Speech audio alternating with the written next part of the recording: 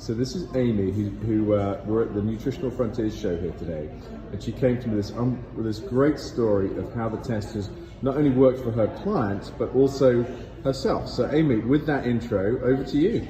Hi, my name is Amy Lechner.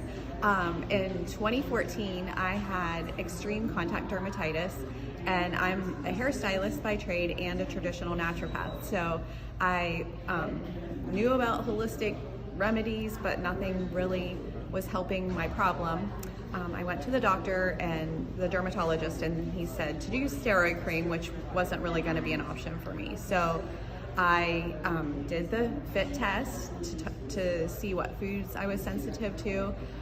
4 items came back. I eliminated those food items, and within 2 months I started to notice my skin was clearing up, and now almost 10 years later I have no contact dermatitis on my hands.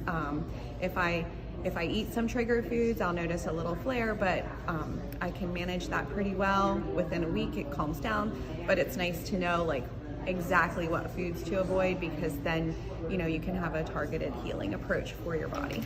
Fantastic. Thank you so much for sharing that, Amy. Much appreciated.